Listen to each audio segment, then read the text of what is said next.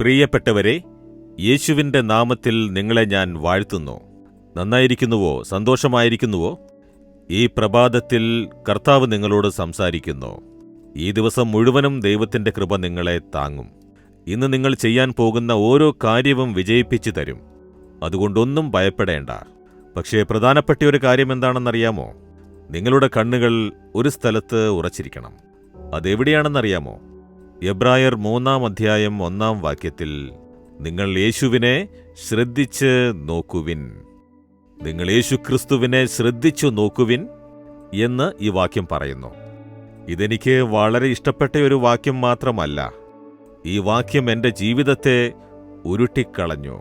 അതെങ്ങനെയാണെന്ന് ചോദിക്കുന്നു.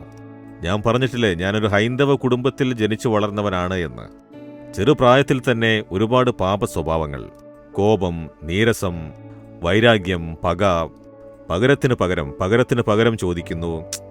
അങ്ങനെ ബാല്യകാലത്ത് നിന്ന് തന്നെ എൻ്റെ ഉള്ളിൽ അങ്ങനെയൊരു ചീത്ത സ്വഭാവമുണ്ടായിരുന്നു.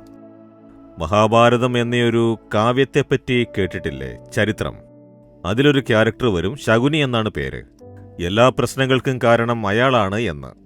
എൻ്റെ വീട്ടിലും അങ്ങനെ പറയും, നീ ശകുനിയാടാ എന്ന്. അത്തരം സ്വഭാവമുള്ള എനിക്ക് ശുശ്രൂഷ ചെയ്യാനുള്ള യോഗ്യതയില്ല. ശുശ്രൂഷയ്ക്ക് അർഹതയില്ലാത്തവനാണ് ഞാൻ. പിന്നെങ്ങനെയാണ് ശുശ്രൂഷകനായി മാറിയത് എന്ന് ചിന്തിക്കുകയാണോ? കൃപയോടെ പാപിയായ എന്നെ തിരഞ്ഞു വന്ന് രക്ഷിച്ചു. കർത്താവെ, എനിക്ക് എങ്ങനെ അങ്ങേക്ക് ശുശ്രൂഷ ചെയ്യാനാവും എന്ന് ചോദിച്ചു. ഇല്ല, നീ വാ എന്ന് പറഞ്ഞെന്നെ വിളിച്ചു, ഞാൻ എന്നെ ഏൽപ്പിച്ചു. എങ്ങനെയാണ് നിങ്ങൾ ഇതുപോലെ മാറിയത് എന്ന് ചോദിച്ചാൽ, അതാണ് രഹസ്യം. ഈ വചനത്തിലൂടെ ദൈവം എന്നോട് സംസാരിച്ചു. യേശുവെ, നീ ശ്രദ്ധിച്ചു നോക്ക്.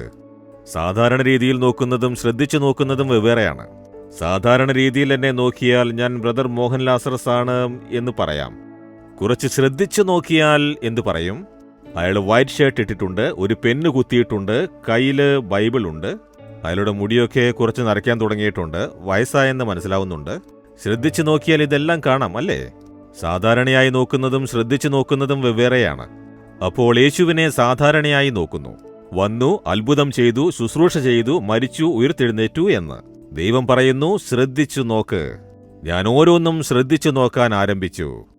അതിന് ഈ ബൈബിളിലുള്ള മത്തായി, മർക്കോസ്, ലൂക്കോസ്, യോഹന്നാൻ എന്നീ 4 സുവിശേഷങ്ങളില്ലേ, അതെല്ലാം വീണ്ടും വീണ്ടും വീണ്ടും വീണ്ടും വായിച്ച് യേശുവിൻ്റെ ഓരോ പ്രവൃത്തിയും പരിശോധിച്ചു നോക്കുവാൻ തുടങ്ങി.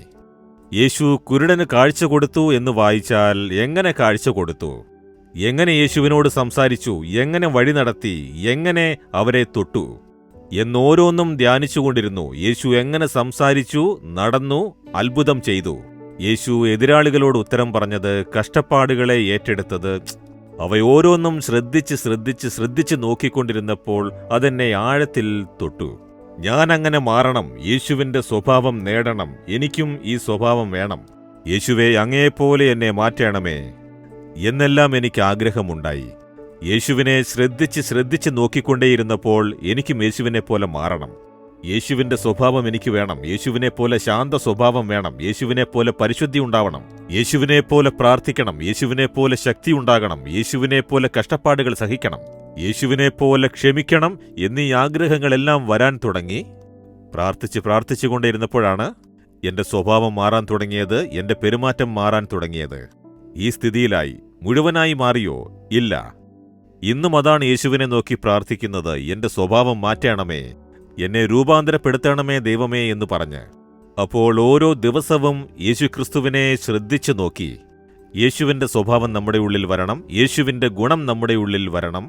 യേശുവിനെപ്പോലെ ഞാൻ കാണപ്പെടണം എന്ന ആഗ്രഹത്തോടെ പ്രാർത്ഥിച്ചാൽ നമ്മുടെ സ്വഭാവങ്ങളും ഗുണങ്ങളും എല്ലാം മാറി ഒരു ദൈവീക സ്വഭാവം നമ്മുടെ ഉള്ളിൽ ഉണ്ടാകാൻ ആരംഭിക്കും. അതൊരു ദിവസം കൊണ്ടുണ്ടാവില്ല. നിങ്ങൾ പ്രാർത്ഥിച്ചുകൊണ്ടേയിരുന്നാൽ, യേശുവിനോട് അടുത്തുകൊണ്ടേയിരുന്നാൽ ഉണ്ടാകും. അതിനാൽ യേശുക്രിസ്തുവിനെ ശ്രദ്ധിച്ചു നോക്കണം.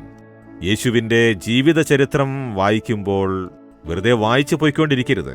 അത് ധ്യാനിക്കണം. യേശു എങ്ങനെ സംസാരിച്ചിട്ടുണ്ടാകും, എങ്ങനെ നടന്നിട്ടുണ്ടാകും, എങ്ങനെ ഈ വാക്ക് പറഞ്ഞിട്ടുണ്ടാകും എന്നത് ധ്യാനിക്കുമ്പോൾ യേശു എത്ര മധുരമുള്ളവനാണ്, എത്ര നല്ലവനാണ്, അത്ഭുതവാനായ ഒരു ദൈവത്തെ നമുക്ക് കിട്ടിയിരിക്കുന്നു എന്ന് സന്തോഷവും ആനന്ദവും മനസ്സിലുണ്ടാകുന്നതറിയും. നിങ്ങളുടെ ജീവിതം തന്നെ മാറുന്നതാണ്. അതിനാൽ വെറുതെ ഒരു കടമയ്ക്ക് ബൈബിൾ വായിച്ച് പ്രാർത്ഥിച്ചു എന്നിരിക്കരുത്. യേശുവിനെ ശ്രദ്ധിച്ചു നോക്കണം. ദിവസവും യേശുവിനെ ശ്രദ്ധിച്ചു നോക്കി, യേശുവേ, ഞാൻ അങ്ങയെപ്പോലെ മാറണം, അങ്ങയുടെ കാലടികളെ പിന്തുടരാനുള്ള കൃപ തരയണമേ എന്ന് ചോദിക്കൂ. യേശു നിങ്ങളെ മാറ്റിക്കൊണ്ടേയിരിക്കും. അങ്ങനെയുള്ളയൊരു കൃപ നിങ്ങൾക്ക് ചെയ്തു തരട്ടെ. നിങ്ങൾക്കത് ഇഷ്ടമാണോ? യേശുവിനെപ്പോലെ മാറണമെന്നാഗ്രഹിക്കുന്നുണ്ടോ? യേശുവിന്റെ ശാന്തത, യേശുവിന്റെ ക്ഷമ, യേശുവിന്റെ സ്വസ്ഥത, യേശുവിന്റെ സ്നേഹം, യേശുവിന്റെ പ്രാർത്ഥന, യേശുവിൻ്റെതായ ശക്തി, യേശുവിനെപ്പോലെ ആവണം എന്ന് നിങ്ങൾ ആഗ്രഹിക്കുന്നുണ്ടോ? എങ്കിൽ ഹൃദയത്തിൽ കൈവച്ച്, യേശുവേ, എന്നെ അങ്ങയെപ്പോലെ മാറ്റണമേ, ഞാൻ അങ്ങയെപ്പോലെ മാറണം, ഞാനിനി അങ്ങയെ ശ്രദ്ധിച്ചു നോക്കണം, ആ അനുഭവത്തെ എനിക്ക് തരയണമേ, എനിക്ക് അങ്ങയുടെ എല്ലാ സ്വഭാവങ്ങളും വേണം, എന്നെ അനുഗ്രഹിക്കണമേ. യേശുവിന്റെ നാമത്തിൽ ആമേൻ, ആമേൻ. Jesus readings Malayalam YouTube channel subscribe ചെയ്യുക, ബെൽ ഐക്കോൺ ക്ലിക്ക് ചെയ്യുക. ഞങ്ങളുടെ ദൈനംദിന പ്രോഗ്രാമുകളെക്കുറിച്ചുള്ള അപ്ഡേറ്റ് ലഭിക്കുവാൻ